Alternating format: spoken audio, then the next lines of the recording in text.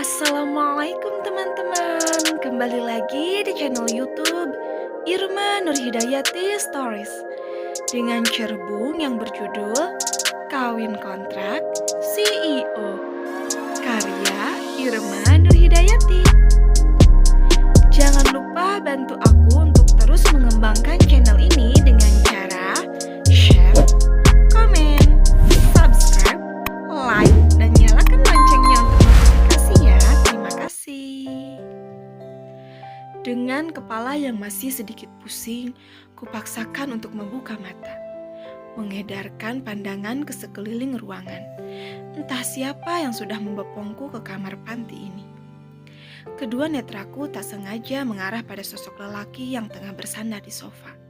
Matanya terpejam. Kedua tangannya mengepal kuat di atas pahanya. Sesekali ia mengacak rambutnya frustrasi. Aku kembali teringat sebelum pingsan tadi. Sempat melihat seorang wanita yang menghampiri Kak Lutfan. Tidak, itu tidak mungkin. Bukankah Kak Lutfan sudah pernah bilang kalau dia tidak pernah memiliki perasaan apapun pada wanita itu? Kenapa hari ini? Apakah itu juga yang membuat Mas Arka? Terlalu banyak pertanyaan yang berkecamuk dalam diri, tetapi aku juga tidak berani menanyakan langsung pada Mas Arka.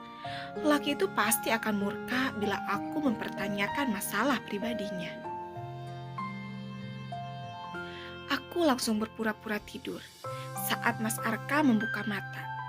Tidak ingin ketahuan oleh lelaki itu kalau sejak tadi aku memperhatikan dirinya. Derap langkahnya terdengar menuju ranjang tempatku berbaring. Mas Arka membenarkan selimut yang menutupi tubuhku. Dia duduk di samping ranjang. Embusan napasnya terdengar begitu berat, seakan ada beban yang tengah menimpanya. Mungkin benar. Kalau aku ini egois. Hingga tidak pernah bisa membedakan mana yang benar-benar tulus dan mana yang hanya modus. Bahkan mungkin hanya aku lelaki yang paling bodoh di muka bumi ini. Entah mengapa dada ini terasa sesak saat mendengar ungkapan hati Mas Arka.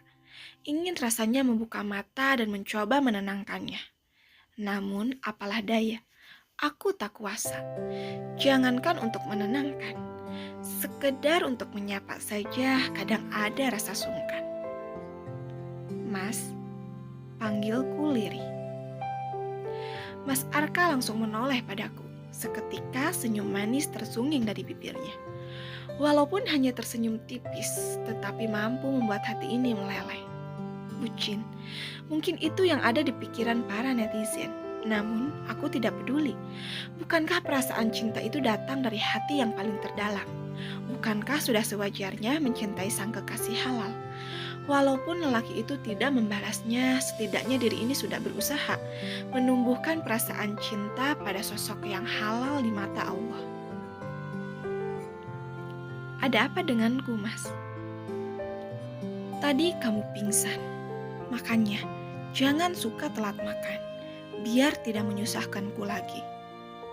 Maaf, kalau udah merepotkanmu, Mas. Lupakan. Kamu sudah bisa kuat berjalan belum? Atau mau menunggu di sini? Aku harus pergi, ada urusan yang harus segera kuselesaikan.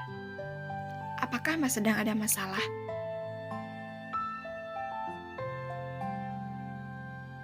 Tidak, hanya saja aku harus pergi. Mau diantar ke rumah Bunda atau mau menunggu di sini? Pulang saja, Mas. Baiklah, ayo. Setelah berpamitan pada ibu panti dan anak-anak di sana, Mas Arka langsung memapahku keluar panti, lalu membantuku masuk ke mobil. Padahal, aku bisa berjalan sendiri, Mas.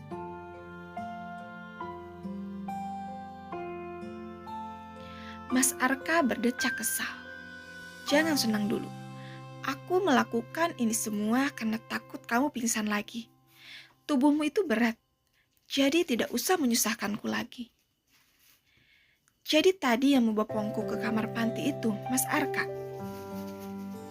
Kalau bukan aku, lalu siapa lagi? Tidak mungkin lelaki kesayanganmu itu. Kalian bukan muhrim. Kedua sudut bibirku terangkat sempurna. Mas Arka ternyata tidak seburuk yang aku pikirkan. Masih ada sisi baik yang dimiliki lelaki itu. Sesampainya di rumah, Bunda langsung panik melihat keadaanku. Namun, aku mencoba menenangkannya.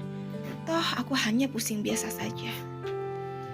Setelah mengantarkanku ke kamar, Mas Arka langsung pamit. Lelaki itu tampak terburu-buru. Entah mengapa ada perasaan khawatir sekaligus curiga dalam hati ini, melihat perangainya yang seperti itu. Aku mengintip dari jendela kamar. Mobil Mas Arka melaju cepat meninggalkan halaman. Sepertinya lelaki itu memang sedang memiliki masalah. Pintu kamar terbuka, menampilkan sosok Kak Lutfan yang masuk ke kamar dengan raut wajah yang cemas. "Bagaimana keadaanmu, Maira?" "Maaf, tadi aku..." "Tidak apa-apa, Kak." "Kamu marah padaku?" "Tidak." "Terus?" "Mengapa tadi Kak Lutfan bersama dengan Mbak Silvi?"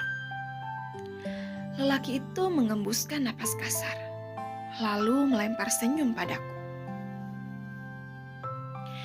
Aku tidak bisa mengatakannya sekarang. Suatu saat nanti kamu akan mengetahuinya. Ada apa sebenarnya, Kak? Kak Lutfan mengacak puncak kepalaku yang tertutup kerudung. Jangan kepo. Ya sudah, istirahat ya. Setelah mengatakan itu, Kak Lutfan langsung keluar dari kamar, meninggalkan banyak pertanyaan di dalam benakku.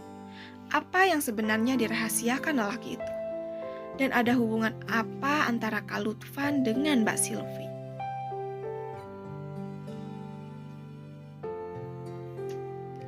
Hingga malam hari Mas Arka tak kunjung pulang. Aku tidak bisa membohongi perasaanku sendiri. Hati ini begitu mengkhawatirkannya. Kenapa belum tidur? Tiba-tiba seseorang membuyarkan lamunanku. Mas Arka tengah berdiri di ambang pintu dengan penampilan yang jauh dari kata rapi. Wajahnya tampak kusut, memperlihatkan kalau laki itu tidak dalam keadaan baik.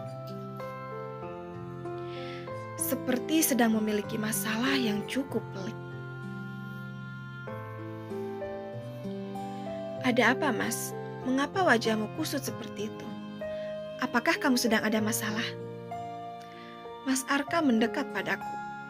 "Tidurlah, sudah malam. Tidak usah memikirkan yang memang bukan urusanmu." Aku mengembuskan napas perlahan. Aku tahu, pernikahan kita ini hanya di atas kertas. Tetapi walau bagaimanapun juga kita tetap sah sebagai suami istri, baik di mata agama maupun di mata hukum. Jadi wajar saja kalau aku mengkhawatirkan keadaanmu, Mas. Mas Arka menatap lekat mataku, lalu tersenyum singkat. "Ayo kita tidur." Kemarin Mas Arka yang tidur di sofa, malam ini gantian. Aku yang akan tidur di sana. Ucapku seraya mengambil bantal dan selimut untuk dipindahkan ke sofa. Namun tangan kekar Mas Arka menghentikan kegiatanku. Lelaki itu merebut bantal dan selimut dari tanganku dan meletakkannya kembali di ranjang. "Aku mengajakmu tidur, bukan menyuruhmu tidur di sofa. Tapi jangan membantah." Aku mengangguk lalu membaringkan tubuh ini di ranjang. Mas Arka pun melakukan yang sama, membaringkan tubuhnya di sampingku. "Apakah Mas tidak mandi dulu?" "Memangnya kenapa? Tubuhku wangi kok." "Ada apa denganmu? Mengapa hari ini sikapmu sedikit aneh, Mas?" Jadi kamu lebih suka dengan sikapku yang kemarin?" "Bukan begitu, hanya saja aku paham. Tidak usah dilanjutkan. Kumohon jangan banyak bicara dan bertanya padaku."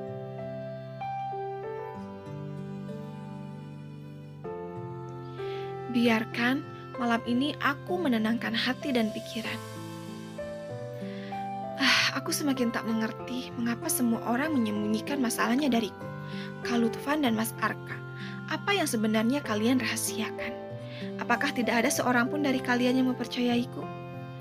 Aku terkejut saat tiba-tiba tangan kekar Mas Arka melingkar di perut, bersamaan dengan degup jantung ini yang berdetak lebih cepat dari biasanya. Semoga Mas Arka tidak menyadarinya. Perlahan kulepaskan tangan lelaki itu dari perutku. Namun bukannya lepas, lelaki itu semakin mempererat pelukannya. Biarkan seperti ini. Dan aku sedang ingin seperti ini. Jangan semakin memperburuk suasana hatiku. Berikan aku waktu untuk mengenal dan dekat denganmu. Juga ajari aku cara mencintaimu.